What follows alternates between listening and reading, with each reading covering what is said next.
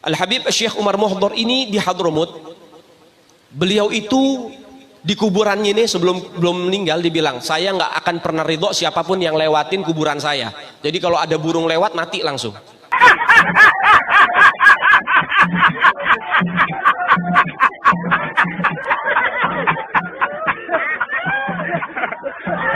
Saking hebatnya beliau, sampai akhirnya ada satu habaib doa, Bib, ini nanti Hadramut Tarim akan banyak orang-orang datang untuk mencari ilmu dan berkah. Kalau antum nggak cabut sumpah antum, nanti mereka naik apa ke sini, akhirnya mati. Tolong dicabut. Akhirnya dicabut sampai gini hari, akhirnya nggak terjadi. Dulu itu terjadi. Kalau ada burung lewat, jatuh mati.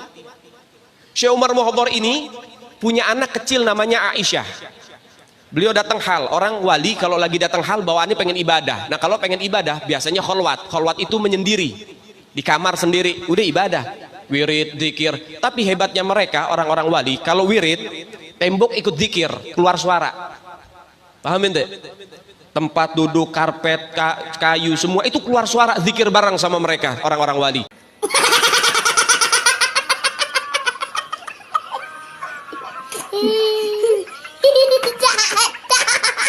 Orang wali itu mereka orang wali, orang-orang saleh, kholwat, menyendiri. Datang hal, dia bilang sama istrinya, istri, jangan ada siapapun yang masuk kamar kholwat saya ya, saya pengen kholwat. Iya, sudah istrinya masak di dapur. Syekh Umar Muhdhar lagi kholwat, lagi baca zikir. Kemudian anaknya masih kecil, masih balita, lari sana lari sini, kemudian tiba-tiba robos masuk ke kamar kholwat. Nah orang-orang wali kalau sudah zikir istighraq, mendarah daging, mendalami sampai lupa apapun, nggak ngelihat apapun. Sehingga ketika beliau kaget ada suara orang masuk, langsung dibilang, mut, mati kamu. Seketika itu anaknya kebakar, mati langsung.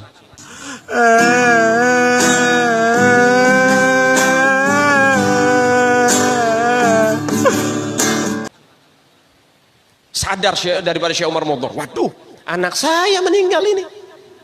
Dipanggil istrinya, dimarahin. Ana udah bilang, jagain. Kenapa kamu lepasin begini? Nangis itu ibu. Kemudian tiba-tiba berhenti. Ntar dulu.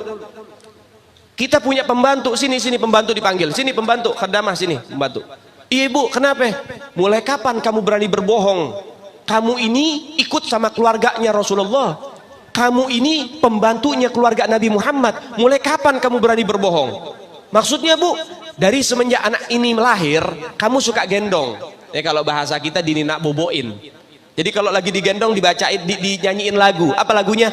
Ya bintul gutub, ya zaujatul gutub, ya ummul gutub. Wahai putri dari seorang gutub, wahai istri dari seorang gutub, wahai ibu dari seorang gutub. Maksudnya bu, ya kamu bohong. Ini anak masih balita. Kalau kamu katakan bintul gutub, putri dari seorang gutub, betul, ayahnya gutub. Tapi kamu mengatakan ya zaujatul gutub, wahai istri seorang gutub. Ini anak belum menikah, belum jadi istri tapi sudah meninggal dunia. Berarti itu menjadi kebohongan buat kamu. Sampai begitu didikannya saudara. Sampai itu dicap bohong. Apa kata pembantunya? Enggak bu, saya enggak bohong. Itu diambil jenazahnya, diindung-indung lagi, dibacain lagi. Ya bintul gutub, ya zaujatul gutub, ya ummul gutub. Itu anak langsung bergerak, berdiri, langsung lari-lari lagi. Hidup lagi itu anak.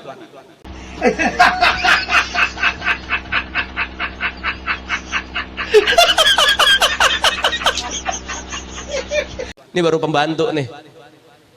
Kata Syekh Umar Muhdhar, kamu mau ngelawan takdir, anak mati kamu hidupin. Apa kata pembantunya? Enggak tuan, yang ngelawan takdir duluan kan tuan, anak hidup dimatiin. Dia taslim, nyerah satu sama. Ya udah, berarti memang udah takdirnya. Kan tadi hidup, kemudian mati, ya, kemudian sama pembantunya dihidupin lagi. Tuh lihat, makanya Nabi bilang apa? Ummati kal anbiya bani Israel. Umat saya itu mereka seperti nabi-nabi Bani Israel. Jangan lagi Rasulullah kita bicara. Jangan lagi Rasulullah. Kalau misalnya Nabi Musa bisa ngidupin orang mati, Nabi Isa bisa hidupin orang mati dan mengobati orang yang kena kusta dan lain sebagainya. Umat Nabi Muhammad banyak yang bisa. Paham? Al-Imam Syekh Abdul Qadir Jailani dulu pernah ngidupin orang, satu pemakaman umum dihidupin sama beliau. Datang satu orang anak, wahai Syekh Abdul Qadir Jailani, saya ini pengen minta tolong. Minta tolong apa? Saya pengen ziarah ke makam orang tua, terus tapi saya lupa makamnya di mana. Saya kubur di mana saya lupa. Saya cuma ingat tempat pemakaman umumnya. Waduh, ini anak durhaka. Makanya nih yang suka ngeharamin ziarah hati-hati tuh. Yang suka bid'ah-bid'ahin ziarah nanti tahu-tahu makam orang tuanya di mana lu nggak tahu lagi. Sampai nggak tahu ini anak. Kemudian akhirnya apa? Di mana tempat pemakaman umumnya? Di sono. Datang. Ini pemakaman umum yang dimakamin ribuan orang ini. Datang sama Syekh Abdul Qadir Jalani. Itu dari pintu gerbang ada makam. Gum bismillah, bangkit kamu dengan izin Allah. Itu mayat bangun. Tanya, "Nih bapak kamu bukan?" "Bukan." "Oh, mati lagi." Gum bismillah, bangkit. "Kamu ini bukan mati lagi." Terus sampai satu pemakaman umum dihidupin. Lihat bagaimana keberkahan umat baginda Nabi Muhammad sallallahu alaihi wasallam. Itu Syekh Abdul Qadir Al-Jailani yang disebut Qutbur Rabbani. Al-Imam Syekh Abdul Qadir Al-Jailani di dalam kitab Habib Salim Jindan, beliau memberikan daripada kisah magom Al-Imam Syekh Abi Bakar bin Salim. Syekh Abu Bakar bin Salim itu dulu pernah ditampakkan nama Allah Ta'ala, dibuka hijabnya, diliatin magom semua para aulia, ma taqaddama wa ma ta'akhir, dari yang pertama sampai yang telah terakhir. Diliatin, itu katanya apa? Seperti bintang-bintang kejora. Termasuk magomnya Syekh Abdul Qadir Jalani seperti bintang kejora. Ada dua magom yang seperti bulan dibelah dua. Ada dua magom, dua kedudukan aulia seperti bulan dibelah dua. Yang sebelah itu magomnya Syekh Abi Bakar bin Salim. Syekh Abu Bakar bin Salim deh. Yang sebelah lagi itu magomnya seorang perempuan dari Jamalul Lail. Kalau nggak salah namanya Syarifah Hababah Alawiyah Jamalul Lail. Itu sebelah magomnya bisa sama kayak Syekh Abu Bakar bin Salim. Syekh Abu Bakar bin Salim, waduh, ini magom sama-sama kayak saya. Artinya lebih besar dari magom Syekh Abdul Qadir Jailani. Dicari itu perempuan, dinikahin sama Syekh Abu Bakar bin Salim. Akhirnya magom itu perempuan diambil sama Syekh Abu Bakar bin Salim. Dikatakan kal badrut tamam. Magom Syekh Abu Bakar bin Salim dikala itu seperti bulan purnama sempurna. Syekh Abu Bakar bin Salim, yang mana beliau ini ruhnya pernah diturunkan oleh Allah lebih dulu sebelum beliau dilahirkan untuk menolong kakeknya yang masih bujangan waktu pengen dirampok. Itu Syekh Abu Bakar bin Salim.